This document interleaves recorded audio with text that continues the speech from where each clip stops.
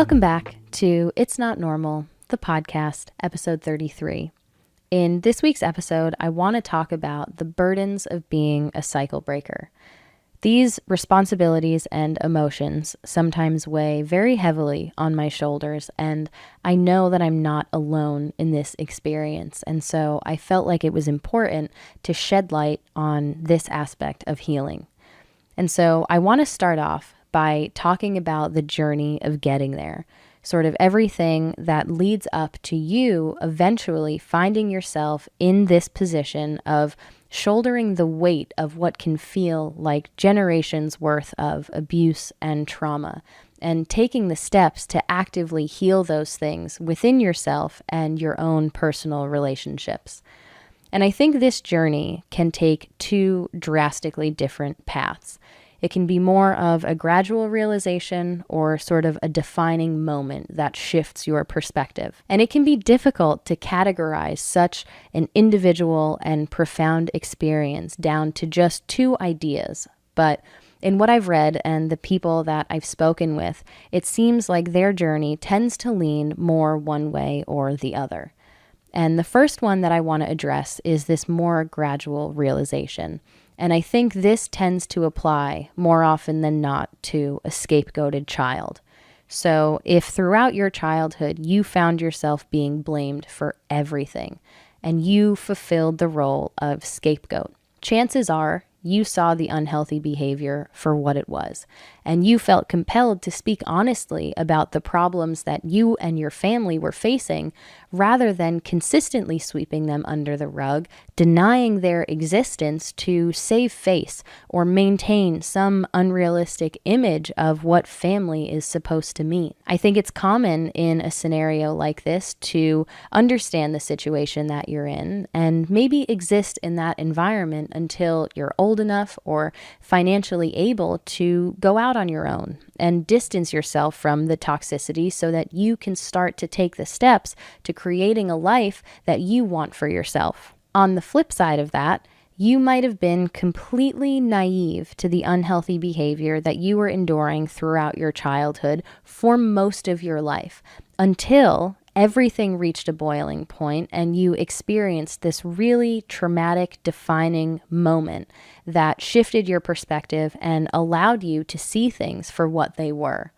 And the latter was more so my experience.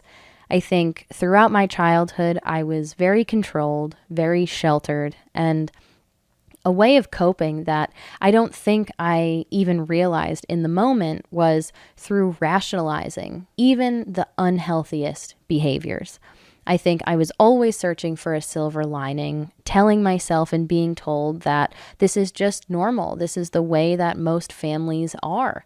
And sometimes even resorting back to, well, at least now I know what not to do. And I think there's an element of perspective that comes into play that makes these rationalizations so seamless. I think it's really common for children of emotionally immature parents to lack perspective of other healthier relationships, whether it's relationships with friends or parent-child dynamics.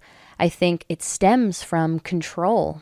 I remember feeling like my parent never fostered a relationship between myself and peers of mine.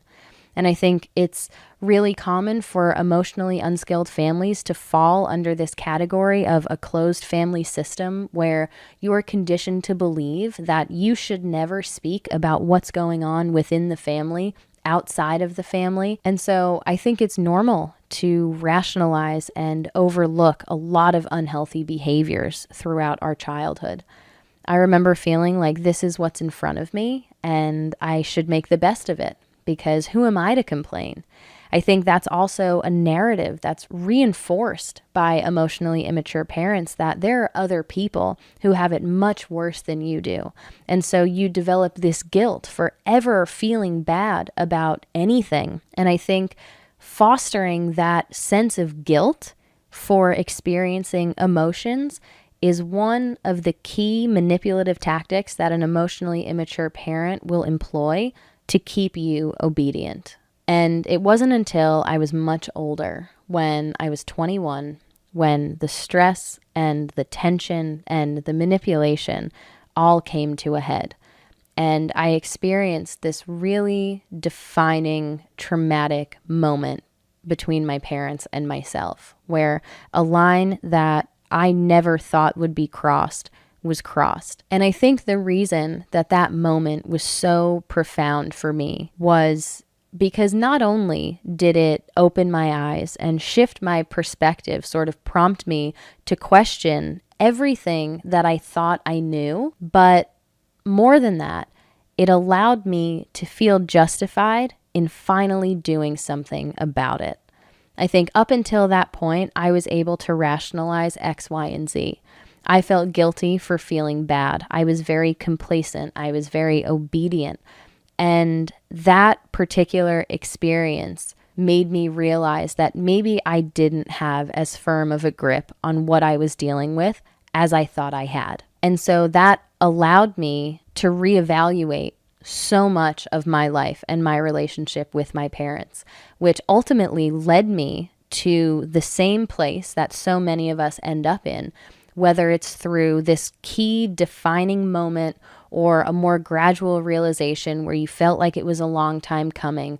I think either way, you find yourself in this position where now you're faced with a very difficult decision that, whether you know it or not in the moment, can drastically impact your family dynamic. And I think it's really common, again, whether consciously or subconsciously, to feel the weight of that decision on your shoulders alone. I remember feeling in that moment like, if I don't leave now, I will never leave. And if I stay, then I'm doing myself a disservice. And it was so challenging in some ways to make that decision because I didn't feel like I was allowed to fully.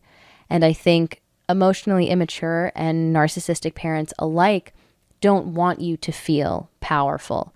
I think one of the ways that they're able to maintain control over you is by ensuring that you feel powerless, like you can't change anything, like you have to exist within this chaos and find a way to be steady yourself and to maybe even steady other people, even though you're not getting any of that guidance or reassurance yourself.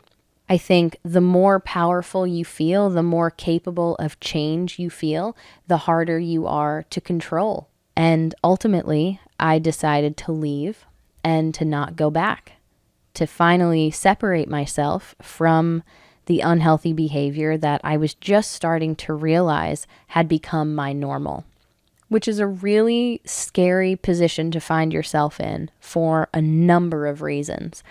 I think there's the obvious tension on the surface that surrounds an event like this.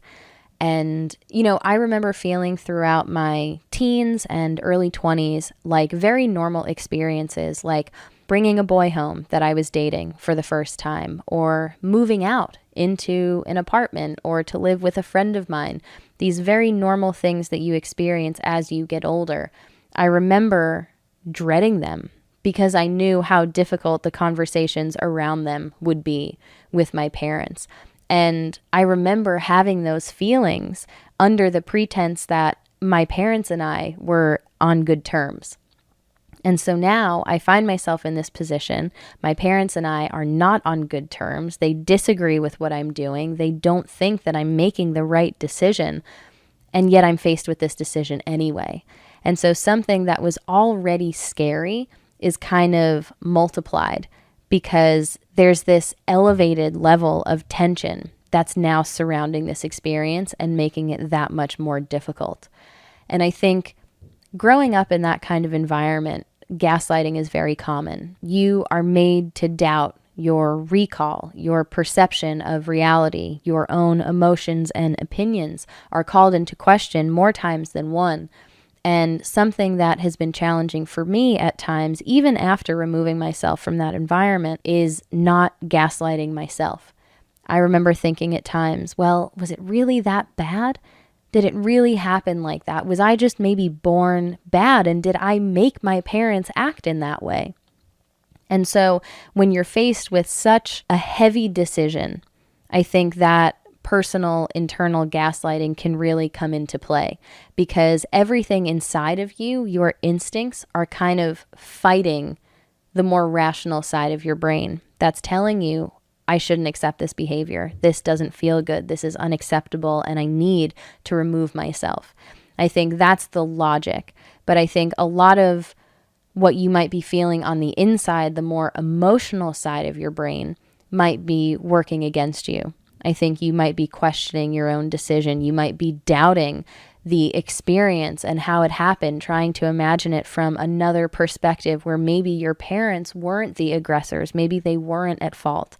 It's like you want to fight against all of these things, maybe because you don't want to believe it to be true. But at the end of the day, when logic and reason win out and you ultimately make the decision to distance yourself in one way or another from your parents, there are a lot of emotions that are going to come flooding out. And it might not be right away. It might be more of a gradual realization and release, which it was in my case. I still sometimes find myself recalling certain events and looking at them through a new lens, or experiencing something in my current life that triggers an old emotion or brings a memory to the surface that I hadn't fully processed yet, that gives me some insight into who I am now and the way that I react to certain things. It's sort of a constant evolution, I think, and it starts by taking that first step, by taking your life into your own hands for the first time, despite what you might be feeling on the inside. And after being out of that environment, if you have some perspective and you're able to look back on it, I think that's exactly how your parents would want you to feel. They would want you to feel scared and guilty and doubtful, and to question whether or not you're doing the right thing, to consider going back, because that is the way that they will be able to regain and maintain control over you. And so now you're kind of stepping out into the unknown, which can be scary enough as it is when you have the support of your immediate family and even friends of yours. But now, having made this decision, I felt like I put myself in the crosshairs. Like I was now going to be the target of a lot of negativity. And I would be lying if I said that that wasn't daunting. I think anytime you experience a real significant change in your life, it's so crucial to have a support system to fall back on, whether that's family or friends. I think having people who love you and care about you, who have your best interest in mind, who you can sort of let your guard down with, having those spaces makes navigating challenging times that much easier, because you're reminded of who you are, of why you got started, of what your goals are. And despite whatever you might be facing on the surface, you have this sense of calm, this sense of comfort and support, that you know that no matter how this thing goes, whether it's a new job or a big move, or you're dating someone new and you're not sure how it's going, despite how these things might play out, you have this sense of home that is unchanging. And I think having that solid foundation allows you to confidently move into more uncertain aspects of your life. But I think for so many of us who find ourselves in the position of breaking the cycle and removing ourselves from these toxic family environments, what happens when we make the decision to do that sometimes is that we lose that support system. And so now we're navigating probably the most substantial challenge that we have ever faced in our lives without the support of our family.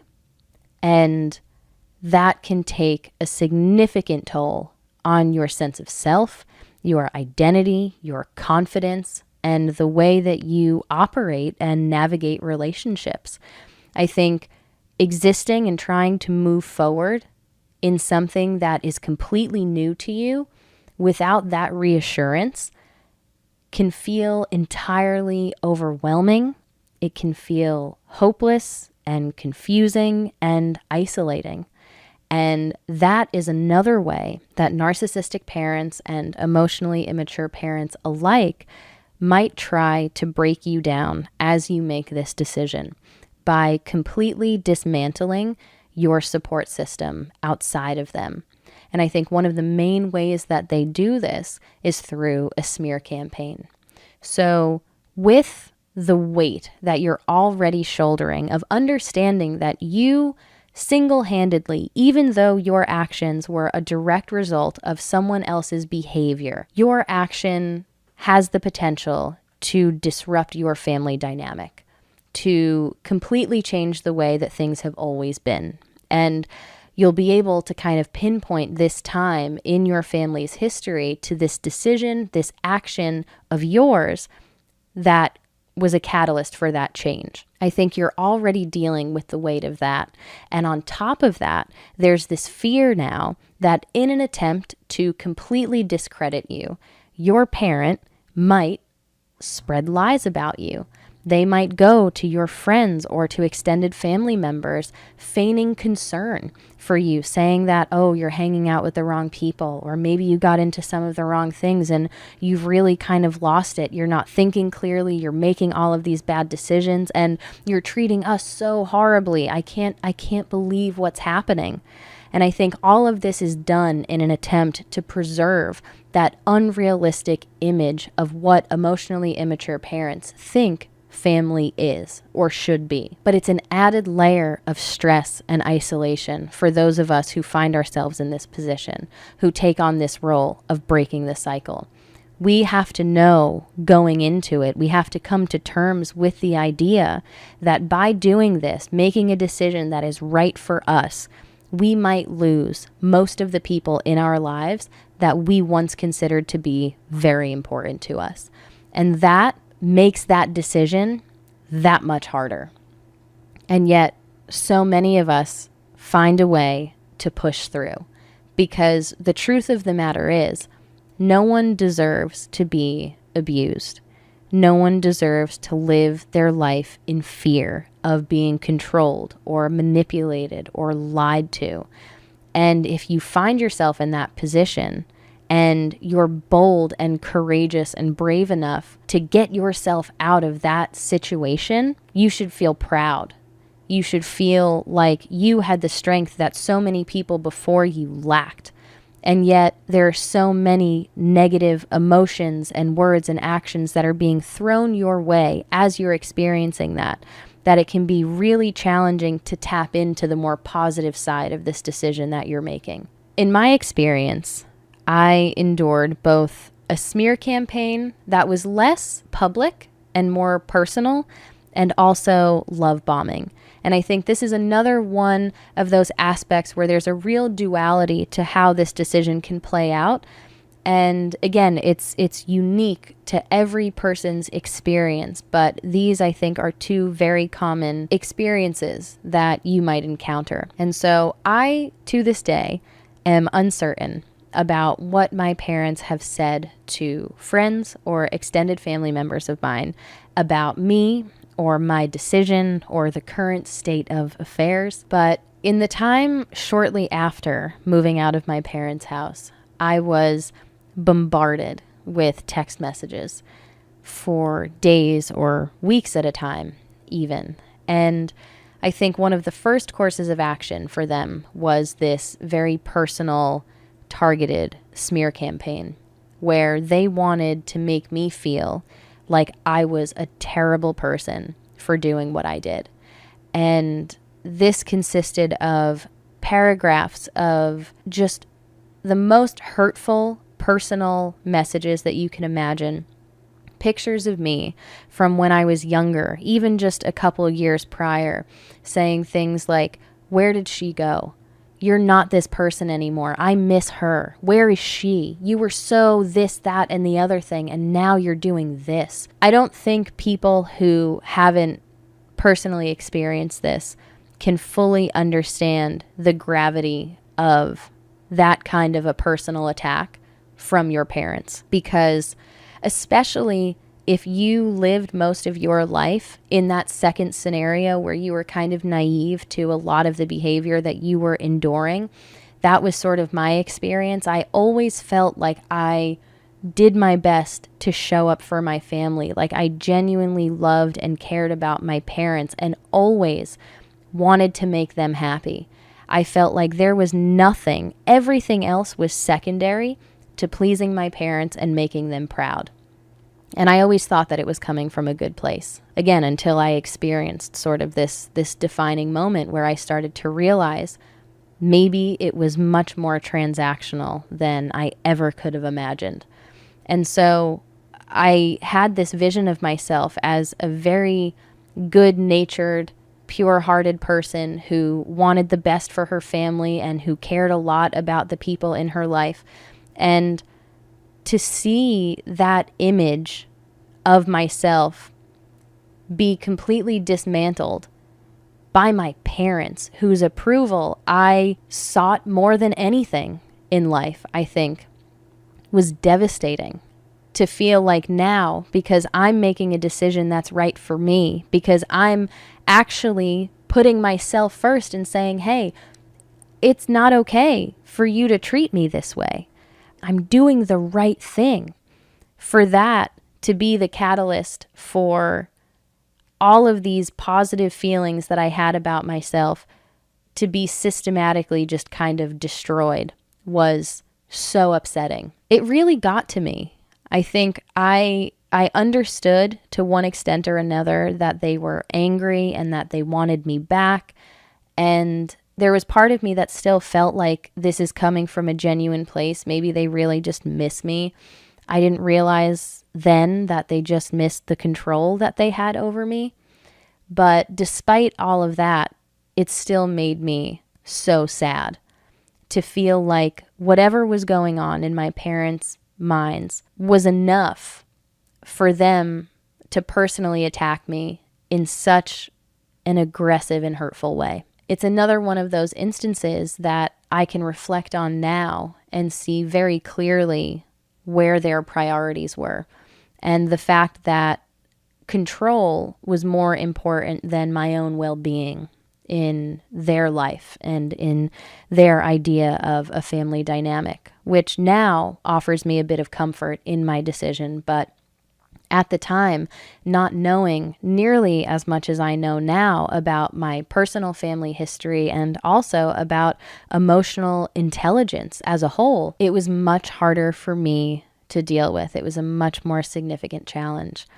And so I experienced this more personal smear campaign where I was being told how bad of a person I was directly to my face, or at least over text message. And on the flip side of that, I also experienced some love bombing. I think there was an aspect of the love bombing where my parents wanted to appear as victims, like they couldn't live without me, that they were devastated, that they so badly wanted me to move back home, that they weren't sleeping through the night, that they were crying all the time, that nothing was normal anymore. And putting the entirety of that weight on my shoulders and my shoulders alone in an attempt to guilt me into going back into that environment. And looking back on it, even now, it's so clear where the problem lies, that they weren't able in any way to assess the situation, that clearly something had happened, there was a big shift, and to acknowledge their own part in it, to take responsibility for the role that they played. Instead, they were consistently portraying themselves as innocent victims so that I would feel like it was my responsibility, again, to fix things, to put my own feelings, wants, and needs aside to better serve them, to offer them the comfort and reassurance that they needed. It was a repetition of the same cycle that I had been experiencing unconsciously for so long. But the difference this time was that I was becoming a little bit more aware of it. I was gaining a little bit of outside perspective, and I had the time and space finally to freely think and to allow myself to entertain these different ideas and to hear my voice. My voice was no longer drowned out by the opinions of other people. I didn't feel pressured to share in someone else's thought process or to blindly follow because I was in an environment where I wasn't going to get punished for feeling differently for the first time in my life. And that was really life-changing. And I think despite how difficult that time was for me, I'm really proud that I was able to maintain that boundary and to keep myself out of that environment and to not go back. But I think it's so important to acknowledge how devastating experiencing something like that from your parents can be, and how easy it can make that decision to go back feel. You start to feel like if I just do this, then everything can go back to normal. But instead, you're prioritizing yourself. You're making the right decision by, I cannot stress this enough, you are making the right decision by removing yourself from an abusive environment and relationship. There are no two ways about it. And so you voluntarily put yourself in this very uncomfortable position where you feel like the bad guy and you're being made to feel like the bad guy. And now you're also feeling the weight of being the person who changed your family dynamic. And again, when I say that, I want you to recognize that you making the decision to remove yourself from that environment did not negatively impact your family. Your decision was preceded by years of manipulation and control that went undetected. And that is the true reason that things in your family dynamic are now different. And I think in a lot of situations, if emotionally immature parents were able to take a step back, to take some accountability, to approach things in a healthy way, such a drastic decision would not need to take place. And yet so many of us find ourselves there. And on the surface, we can feel like we are the person who changed things, who caused that change, because we were brave and bold enough to actually put our foot down and say, enough's enough. But this brings to the surface this whole new challenge that can come along with being a cycle breaker. Let's say you've moved out, you've distanced yourself in one way or another. I think it's very common for those decisions to lead to a low or no contact relationship. And that begs the question of, what do we do when we're faced with a big family event? Maybe it's a wedding or a graduation or a baby shower, something that involves your extended family, people that you care about, that you want to show up for. You still want to foster those relationships and be a part of your family. But now you're existing in the same space with people who have hurt you, who have maybe not taken accountability for that hurt, and maybe you're not speaking very much. There could be a very palpable, obvious tension between the two of you. And this is also something that I've personally experienced, where I didn't want to miss out on these very important life events. And so I would show up despite the discomfort that comes along with being in close proximity to my parents, especially after having gone no contact. And I think it's so easy to feel like other people are aware to a certain extent that something is off. Because when you have two people, in my case, who maybe used to be very talkative, very involved, there was a clear relationship there, to now we're on opposite sides of the room, not making eye contact with one another. There's clearly been a shift.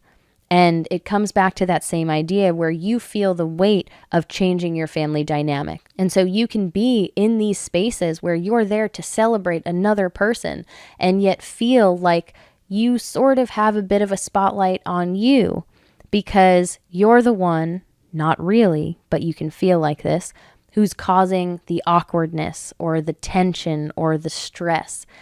And it's such an unfair position, I think, to find yourself in. Because again, you're just doing the thing that people before you would not do or could not do.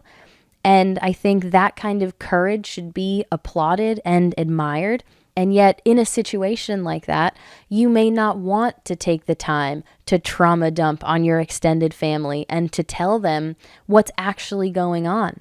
It might not be the time or place. You might not have that kind of relationship with them where you feel comfortable getting into all of these different emotions and vulnerabilities and family history. And so you just kind of have to deal with what's happening on the surface. And so it can be really challenging to not feel like a spectacle in those instances, because there can be a very clear distinction between the last time that your extended family or friends witnessed your family unit as a whole versus what they're seeing now. And I think it raises a lot of questions that it's not your responsibility to answer, that people may not even feel comfortable asking. And so there can sort of just be this air of discomfort that you're very aware of in what should be an otherwise very exciting, happy experience. I think a bit of a side note to that also, depending on where you are in your healing journey and your relationship with your parents after you've made the decision to distance yourself, how they've taken it, you might feel compelled to slip back into that role of appeasement, of people pleaser, kind of fulfill your childhood role again. And to maintain that image, I think if you don't feel like you want to trauma dump on people, if you don't want to answer those questions, the easier route, sometimes it might appear to be easier, is to fall back into that role, to maintain that image and to pretend like everything is fine. And I think this is one of those instances where you have to do what makes you feel the most comfortable. Because I've been in situations where I've done both. I think when you are presented with that relationship and you are in a close space with the people whose behavior is the root of some of the most challenging issues that you have ever faced in your life, that you are most likely still facing, you can feel caught off guard. You may not know how to act.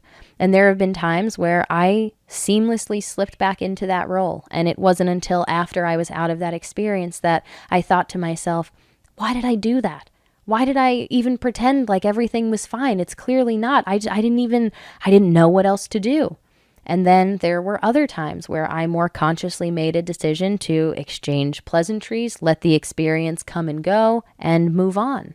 And there have also been times when I set and maintained a firm boundary of no contact. And despite the discomfort, and again, feeling maybe like a spectacle, like people who knew my family and our relationship in the past were kind of looking a little curious, wondering what's going on there. Despite it all, I think there were times when I set and maintained that boundary because that is what I felt like I had to do for my own mental peace in that moment. And I think it's really important in these instances for you to be patient with yourself in figuring that out, because chances are you won't understand what feels right or what the right course of action is for you right off the bat. It might take some trial and error and some adjusting, and that is perfectly okay. I think you have to forgive yourself for allowing yourself that space for trial and error, if that makes sense. And so one of the last things that I want to talk about in terms of burdens of being a cycle breaker is the discomfort that you have to sit with when you're finally faced with these emotions and experiences that your predecessors, for lack of a better term, would deny or shove down and never truly face. In my personal experience, being raised by emotionally immature parents, there was little distinction between my thoughts, my emotions, and myself. It felt like all of these things were a part of me. I wasn't just a person experiencing emotions or thinking thoughts. It felt like I was my thoughts and I was my emotions. These things kind of defined who I was. And I think that puts a lot of weight on your thoughts and your emotions, and it can feel impossible to change them or to get out from under them. And it took me a while to realize after moving out that I am not my thoughts. I am not my emotions. I am for, again, lack of a better term, just a vessel that is experiencing these different things. And I have to figure out how to process them in a way that serves me. And that provided me with a lot of freedom because I no longer felt so permanently tied to these very fleeting things. And that, I think, was the first step in teaching myself to acknowledge my emotions. Once you're able to start thinking about them outside of yourself, I think you're able to start seeing them a bit more objectively, understanding that they can come and go. They are impermanent. And so when I would feel something like anxiety or stress or overwhelm, I was able to eventually start to acknowledge these emotions. I think that was the first step, was teaching myself to acknowledge the emotions that I was feeling. And to follow that up, the thoughts that I was having, especially the intrusive thoughts, the unwelcomed thoughts. I didn't feel so weighed down by them anymore because I understood that they were just thoughts. They're not reality. Similarly with emotions. But that can be really challenging to teach yourself to acknowledge emotions when in the past there was no clear distinction between your emotions and yourself. And so after you've done that, and you can start to recognize how you're feeling when you're feeling it, you can take it one step further and start to ask yourself, why am I feeling it? And I think in those instances when you're faced with an uncomfortable emotion, especially having been raised in an emotionally unintelligent household, your reaction can be to just deny these emotions, to deny their existence. They're not there, to shove them down, to not face them, to pretend like everything is fine, because that's what you've been conditioned to do for so much of your life. That is what feels comfortable and normal and safe. You're familiar with that, but that is not helpful. I can't put it any clearer, because every emotion that you shove down will resurface, and it'll resurface much later and in a very obscure way where it makes much less sense why that thing is coming to the surface. You're going to have to do more work to trace it back instead of simply facing it as it comes. And so that, I think, is where the clear distinction comes in between our parents and ourselves. Even our grandparents, maybe, this idea of generational trauma. I think for a lot of emotionally immature parents, that is the knee-jerk reaction, is to deny the uncomfortable emotions so that you don't have to face them within yourself. And the difference with, I think, so many of us who are actively taking steps to break these cycles is that we are allowing ourselves to sit with this discomfort, which I applaud every single person who is doing this, because I understand firsthand how challenging that can be, how overwhelming it can be, and how you can feel sometimes like, I just don't want to do this. I don't want to think about this. I don't want to have to figure this thing out and allow myself to be uncomfortable for this amount of time without knowing whether or not this is going to work. I don't know how long it's going to last. There are so many questions. It can feel very looming, sort of impending. And yet it's the only way that we can heal, and heal in a way that is substantial and sustainable. And that is the beauty, I think, of being a cycle breaker. And with that, I think that was a great way to end this week's episode. I didn't even see that one coming. But if you enjoyed this week's episode, please be sure to like this video and subscribe to our channel if you're listening on YouTube. If you're listening on Spotify, please be sure to leave us a rating. I really appreciate it. And I will be back next week with another episode of It's Not Normal, the podcast. Bye.